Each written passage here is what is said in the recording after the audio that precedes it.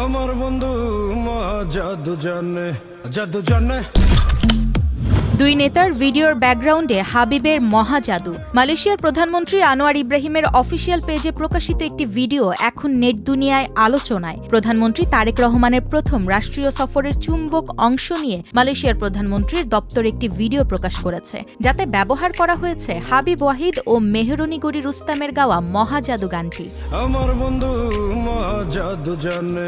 23 June সকালে প্রকাশিত ভিডিওটিতে দুই দেশের সরকার প্রধানের বৈঠক, আনুষ্ঠানিক অভ্যর্থনা, মধ্যাহ্নভোজ এবং বিভিন্ন কূটনৈতিক কার্যক্রমের দৃশ্য তুলে ধরা হয়েছে। প্রায় 2 মিনিট 40 সেকেন্ড দৈর্ঘ্যের পুরো ভিডিও জুড়েই আবহ সঙ্গীত হিসেবে শোনা যায় আমার বন্ধু মহাজাদু জানে গানটি।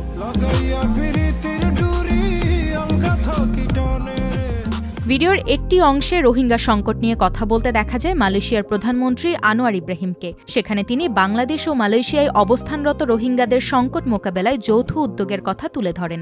পাশাপাশি আসিয়ান এবং সংশ্লিষ্ট পক্ষগুলোর সঙ্গে সমন্বয় করে সমাধানের পথ খোঁজার বিষয়েও বক্তব্য দেন। মজার বিষয় হলো, এই গুরুত্বপূর্ণ কূটনৈতিক বার্তার পেছনেও বাজতে থাকে বাংলা গান মহাজাদু।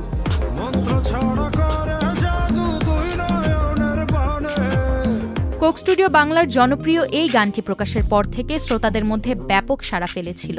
বাংলা বাউল ঐতিহ্য, আধ্যাত্মিক দর্শন এবং আধুনিক সঙ্গীতায়োজনের সমন্বয়ে তৈরি গানটি দেশ বিদেশের শ্রোতাদের কাছেও পরিচিতি পেয়েছে। এবার আন্তর্জাতিক পর্যায়ের একটি কূটনৈতিক ভিডিওতে গানটির ব্যবহার অনেকের নজর কেড়েছে। সামাজিক যোগাযোগ মাধ্যমে কেউ এটিকে বাংলাদেশের সংস্কৃতির বৈশ্বিক উপস্থিতির ইতিবাচক উদাহরণ বলছেন, আবার কেউ বলছেন বাংলা গানের জনপ্রিয়তা এখন দেশের সীমানা ছাড়িয়ে কূটনৈতিক অঙ্গনেও পৌঁছে গেছে। মালয়েশিয়া সফরে দুই দেশের সরকার প্রধান দ্বিপাক্ষিক সম্পর্ক, বাণিজ্য, বিনিয়োগ, শ্রমবাজার এবং আঞ্চলিক বিভিন্ন বিষয় নিয়ে আলোচনা করেছেন বলে জানা গেছে। আর সেই কূটনৈতিক সফরের স্মৃতিচারণমূলক ভিডিওতে বাংলা গান মহাজাদুর ব্যবহার এখন হয়ে উঠেছে আলোচনার নতুন কেন্দ্রবিন্দু।